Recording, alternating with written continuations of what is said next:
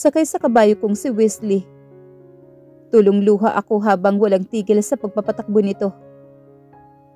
Hindi ko na alam kung ilang beses ko nang nalibot ang buong hasyenda. Pero hindi man lamang nababawasan ang pananakit ng puso ko. Isabay pa ang panliliit ko sa aking sarili. Napaka-unfair pala talaga ng buhay. Talaga nga palang laging nasa itaas ang mga mayayaman kaysa sa akin na mahirap. Na kahit ako ang nasa tama, na ako ang nasa katwiran, at ako ang biktima. Pero dahil sa mahirap ako, at hindi sikat na tulad ni Hana, kaya ako ang lumabas na walang delikadesa. At masama sa aming dalawa dahil sa ginawa ko doon sa party. Wala sa intensyon ko na gawin yun sa kanila. Pero sinagad na nila ang aking pasensya. Wala sa plano ko na ipahiya sila. At ngayon ako ang masama at ako ang mali. Kung ano't ano pa ang masasakit na salita na ibinabato nila sa akin. Walang nagtatanggol sa akin at hindi man lamang ako nagkaroon ng pagkakataon para ipagtanggol ang aking sarili.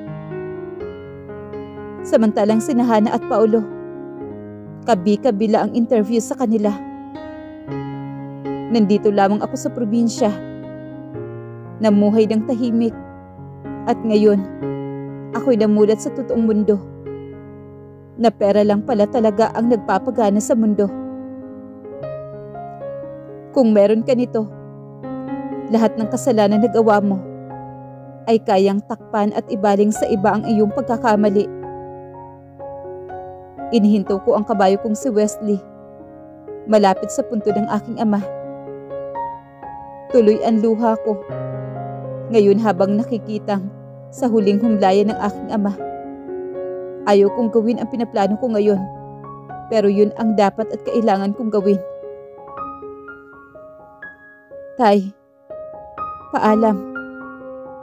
At patawad kung hindi ko maipapangako sa iyo kung babalik pa ba ako dito sa lugar kung saan pinili mo akong palakihin. Ang lugar na minahal ko ng sobra at nagsilbing nag-iisa kong kanlungan. Mahal na mahal ko ang Hacienda de Gracia.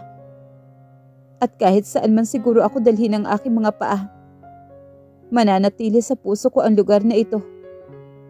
Mahal na mahal kita, Tay. Ayaw kitang iwan, pero kailangan kong lumisan. Wala na akong lugar sa hasyendang ito. Magpapakasal na sina Paulo at Hana, at kailangan ko nang umalis. Ayaw kong ibaba masyado ang aking sarili. Ayaw kong hintayin pa na palayasin nila ako, at mas lalo nilang hirakan ang aking pagkatao. Huwag ka mag-alala sa akin, Tay. Kaya ko to. Matapang ako, hindi ba? Pinunasan ko ang aking mga luha. Isa munang huling sulyap ang ginawa ko sa punto ng aking ama, bago ako muling sumampa sa likod ni Wesley, at pinatakbo ko ito. Naramdaman ko naman ang pamamasa ng aking mga mata, kasabay sa kalamigan ng panahon, at sa hangin na sumasalubong ay naghihinagpis ang puso ko. Bigong-bigo ako, at wasak na wasak ang puso ko. Agad kong pinasok si Wesley sa kanyang stall. Ngayon tulong luha pa rin ako, habang nakatingin sa aking pinakamamahal na kabayo. Paalam, Wesley. Pasensya na at hindi kita pwedeng isama sa pupuntahan ko. Pero kailanman, hindi kita kakalimutan. Kahit isa ka lang hayop, pero mahal na mahal kita. Umungol ito na parang nakikipag-usap sa akin. Hinaplos ko ang aking katawan. Walang tigil sa pagragasa ang aking luha mula sa aking mga mata. Sa plano kong pag-alis, marami akong dapat iwan. At ang pinakamasakit ay kailangan ko ding iwan si Don Eduardo. Ando na siyang nagparana sa akin kung paano mahalin ang isang lolo at ng isang lolo. Hindi ko matutupad ang ipinangako ko sa kanya na mananatili ako sa kanyang tabi hanggang sa kanyang dapit hapon. Kung alam ko lang na ito ang mangyayari, sana hindi na lang ako pumayag nung pinakasalan ako ni Paulo. Mahal ko kasi siya. Kaya agad kong sinunggaban ang pagkakataon ng hiniling niya na pakasalan ako. Akala ko, yun na ang katuparan ng aking pinapangarap. Pero simula lang yun ang aking pag-awasak. Pagkatapos kong pirmahan ang annulment paper na itinatago pala talaga ni Lolo dito sa loob ng study room, napagpasyahan ko na umalis na agad dito bago pa ako makita ni Lolo. Tulad ng sabi ko, hindi ko ipagpipilitan ang aking sarili sa isang lalaki. Kahit pa mahal na mahal ko ang lalaking ito. At saka, ayaw kong matali habang buhay kay Paulo. Mas bagay naman talaga sila ni Hana. Pagdating sa estado at ugali, talagang para silang pinagbiyak na bunga. Gusto kong bumangon para pagdating ng araw, ay taas noo akong haharap sa kanilang dalawa. Buo pa rin naman ako. Kahit paniyurakan nila ang masyado ang aking pagkatao at hinuhusgahan ako ng mga taong hindi naman alam ang tunay na kwento. Gabi na at oras na to. Alam kong tulog na si Lolo. Ito na ang tamang oras na umalis ako dahil sigurado akong walang makakakita sa akin. Dala ng isang malaking trolley bag, maingat akong bumaba ng hagdanan sa oras na to. Marami pa namang tricycle na siyang maghahatid sa akin sa lungsod. At bahala na ang aking mga paa kung saan man niya ako dadalhin. Papalabas na ako sa pintuan na may magsalita kaya napahinto naman ako. Sabi ko na nga ba, aalis ka. Napalingon ako. Agad na nangilid ang aking mga luha nang nakita ko si Don Eduardo. I'm sorry po, Lolo. Pero hindi ko na kayang manatili pa dito. Hiyang-hiya na ako sa iyo dahil sa nangyari doon sa party. At saka wala na akong lugar dito sa hacienda, Lolo.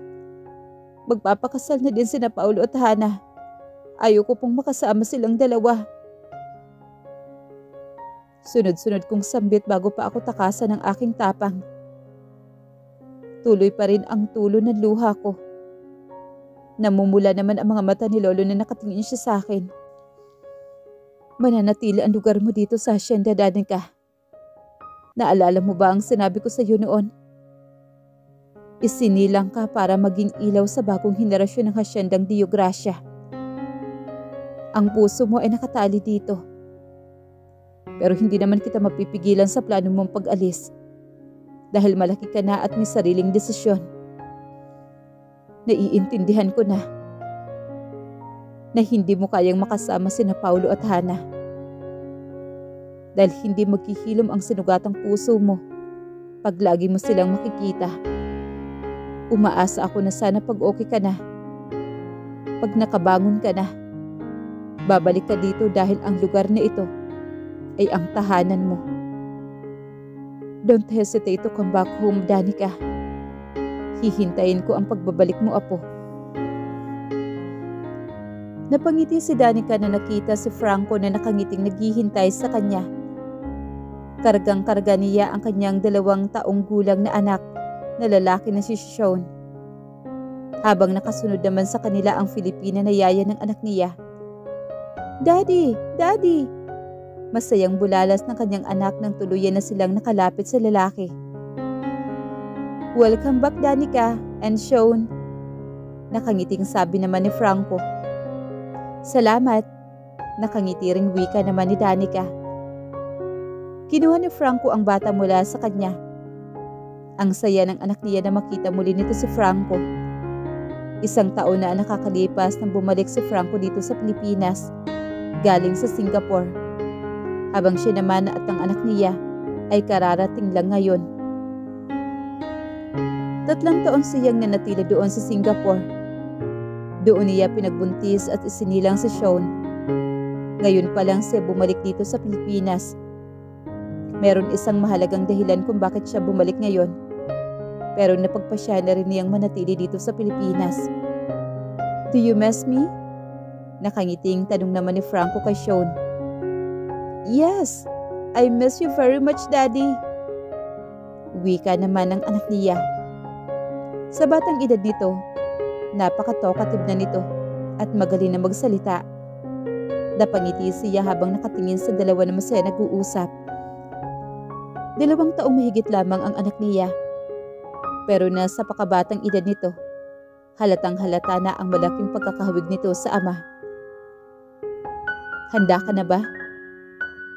Tanong naman ni Franco sa kanya habang nasa loob na sila ng kotse nito. Nasa likurang bahagi na nakaupo ang anak niya habang nakandong ito ng yaya nito. Nakatulog ang anak sa biyahe nila. Sandaling napalingon naman sa kanya ang binata.